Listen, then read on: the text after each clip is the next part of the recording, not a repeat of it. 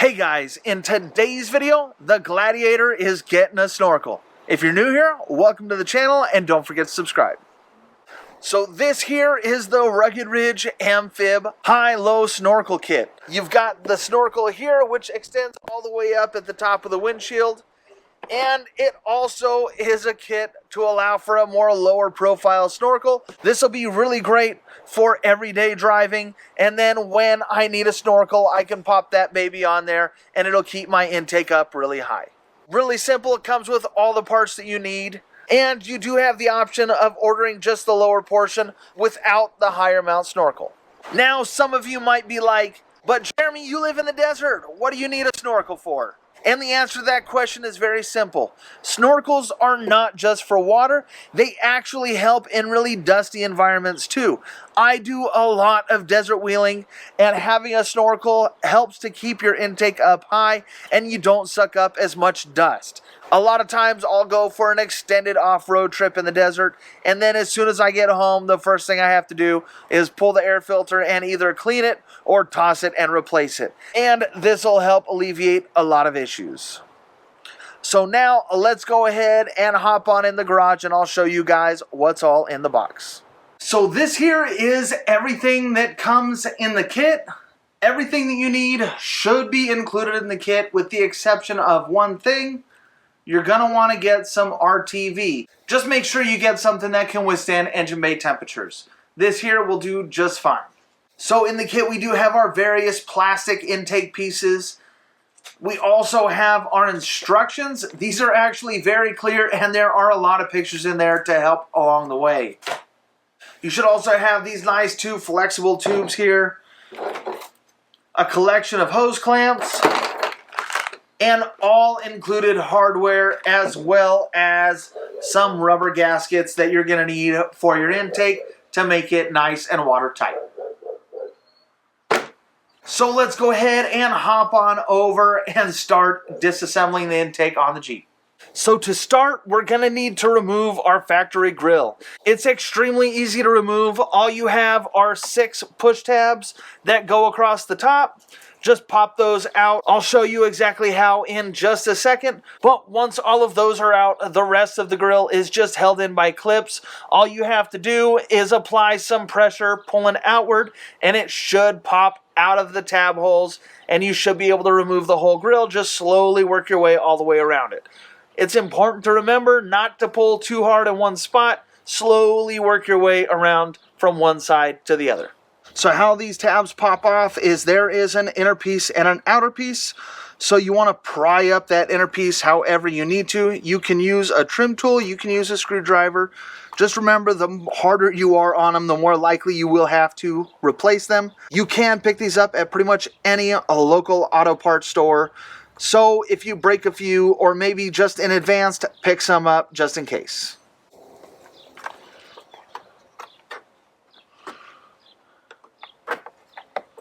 Just like that, and don't forget the ones on the corners. And once again, with the tabs removed, all you should have to do is pull it outward. You might have to lift up just a little bit on the corners.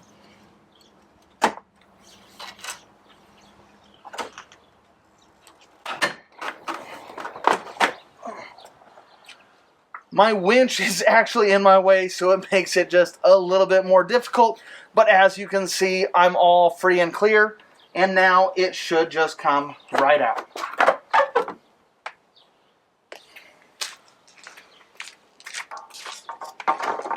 So next thing, because part of the intake runs to right here, you actually need to remove a bolt that this here is blocking.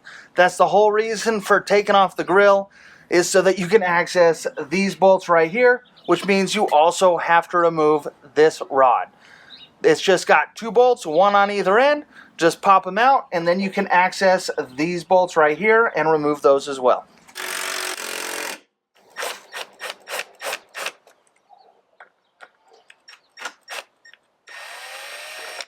So the next thing we're going to do is we need to pull this entire intake assembly.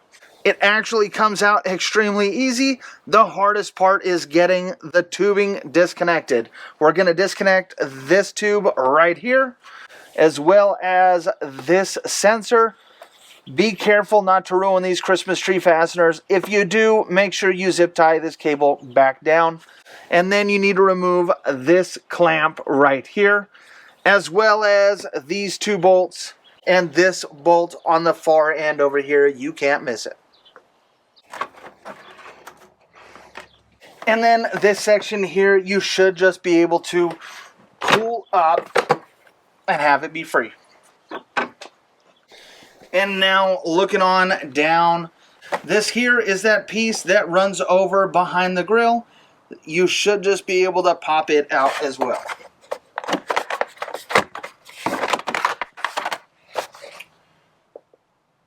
And there we have it. So next up, we need to remove our cowl piece right here. In order to do so, you're going to be removing these 4 Torx. Hang on to them. You are going to be reusing them. It is definitely a lot easier to do all this if you remove the antenna first, because otherwise you got to try to bend it out of the way, and that is not ideal.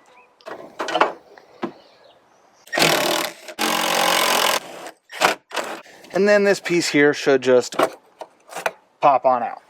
So next thing, we are going to be focusing our attention right here. This piece here, you just want to remove it. Should come right off. And then we also need to remove this bolt right here. And then we are going to have to do some cutting. This is the only cutting whatsoever on the install process. Really simple. All you're going to do is come straight down from this edge. You can see a little bit of a crease right here. That's where you want to cut along that edge, and it will allow room for the intake. If you're not sure if you have cut enough or you're worried about cutting too much, just trim a little bit at a time and then set the new cowl piece in place and check fitment. But shouldn't be too difficult. Zip, zap, boom, bam, done. And just like that, it is done. And let me get the new cowl piece to insert here to make sure that it fits. And it looks like I need to trim down further just a little bit more. And with that all nice and trimmed up, I fit perfectly fine now. And now we can go ahead and reinstall our factory hardware. So it is now officially time to modify the actual airbox itself. In order to do so, we want to separate the top from the bottom. You'll also be able to access your air filter. Now is a great time to change it, unless it's brand new like mine is. All you got to do is remove the screws on top, but be careful, you don't want to spin them too fast or over torque them, because they do just go into plastic, and you don't want to strip your holes. Now with that removed, we are also going to be removing this portion of the intake here, and we are not going to be reusing this. So there is a screw right here at the top, as well as all the way around it. It kind of tabs in, so be careful. All you got to do is kind of pry it apart, but once again, be careful because we don't want to break the airbox.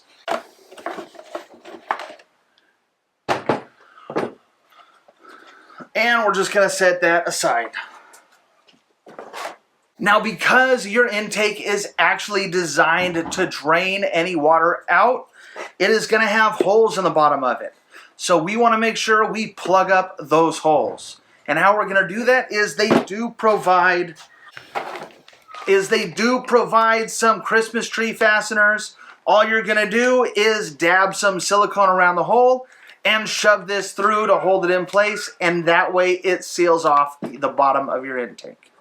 But in an effort to only have to use this silicone once, now would be a good time to drill our hole in our intake.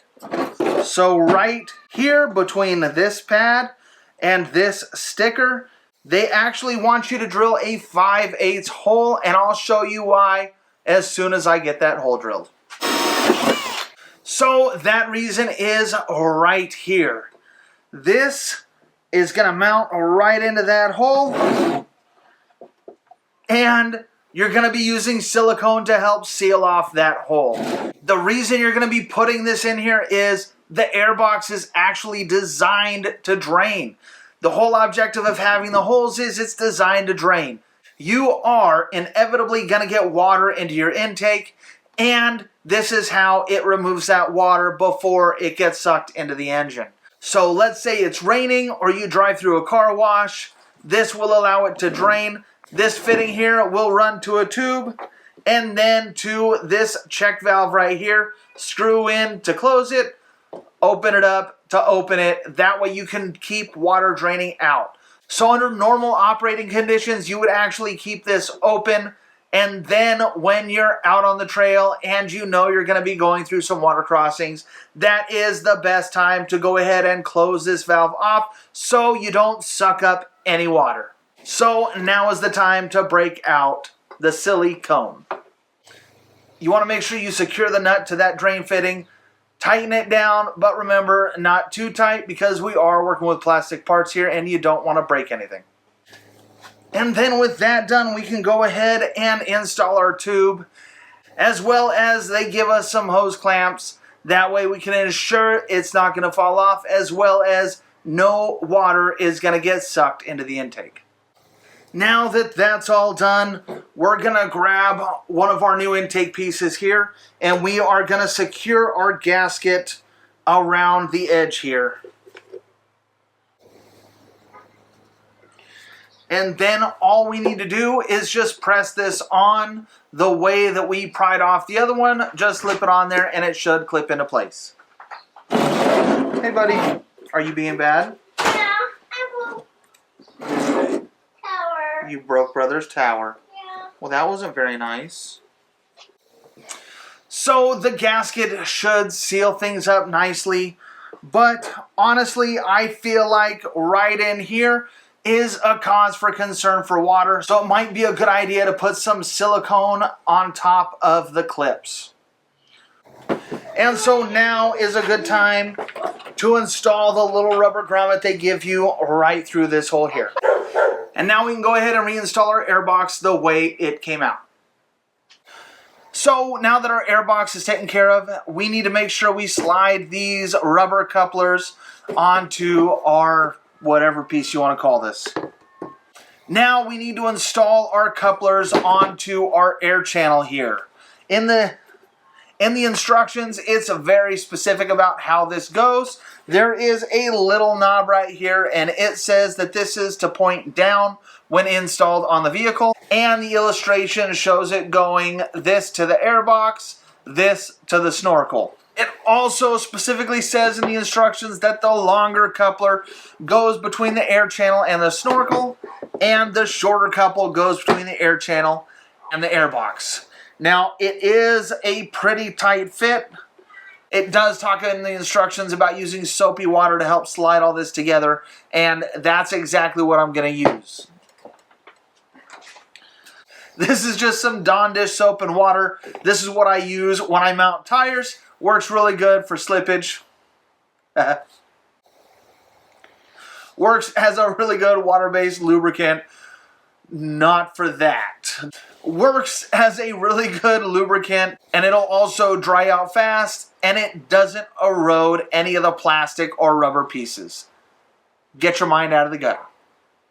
And then now that those are on, we can go ahead and position our large clamps and just get them set in place. Don't forget, you are going to have to tighten these down, so try not to hide them underneath anything.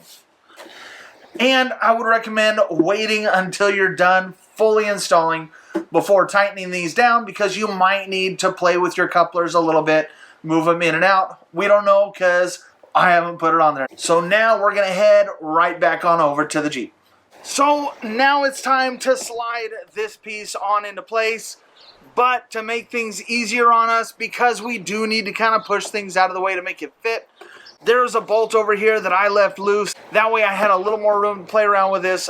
When I cram it all together, I have a little bit of play. It'll make things easier. So now we just need to kind of make it fit.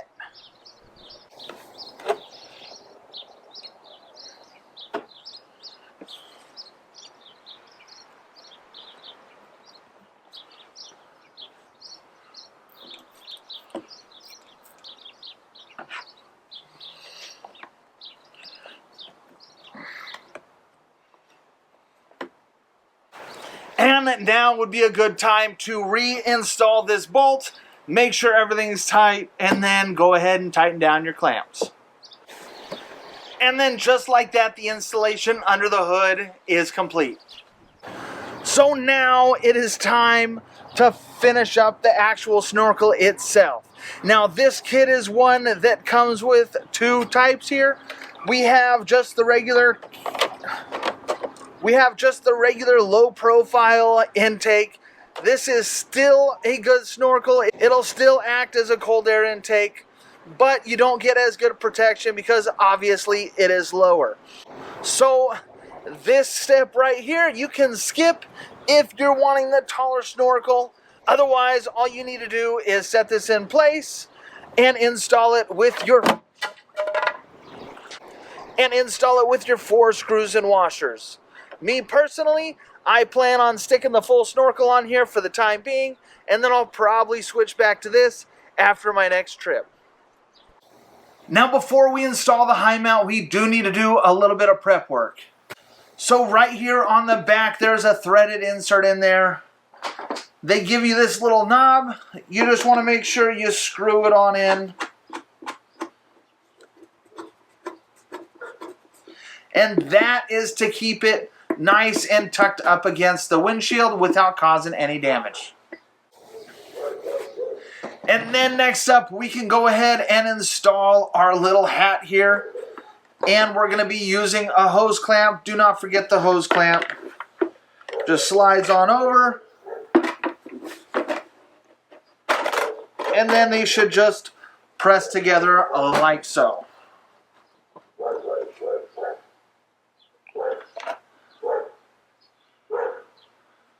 And remember, if you're not square, you can always make adjustments later on your Jeep. Alright, next we're going to set this aside for just a moment. And we're going to focus on the adapter right here. There are a few gaskets in the kit. One of them is this one right here. It's so that you can seal up that other intake portion, because obviously if you want your intake up here, you don't want anything getting through down here. So they give us this one right here. They also give us this one here with some self-adhesive on the back. That is going to go on the underside right here. And you want the spot with the knobs pointed down just like so. And now I'll go over the rest on the Jeep. So now on the Jeep, how we're going to do this is we're going to go ahead and set this in place with all of our gaskets. And then they also give us this gasket here. It's kind of like a weird rectangle, and it will set up here as well. And then once that's on, all we got to do is slide our snorkel on top, and then run our nice long bolts down through the top and into the cowl piece. And it might need a little persuasion to get things lined up, but that's actually a good thing because that means your gaskets are holding nice and tight.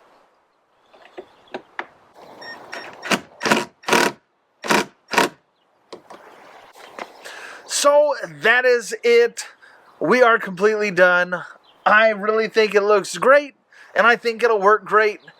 The install went extremely smooth, but I did run into some issues because of things I had already previously installed was in the way of the intake, and I just had to relocate it about halfway through the process. Also, don't forget to reinstall your grill. It goes on really easy, just in the reverse order that you removed it. Oh, and there's something missing here, the antenna. Don't forget your antenna. Anyway, that's going to be it for this video. If you liked it, make sure you give it a thumbs up. As always, don't forget to subscribe down there. You can check me out on Instagram at It's Project Venture, as well as the Tickety Talk at It's Project Venture. Thanks for watching.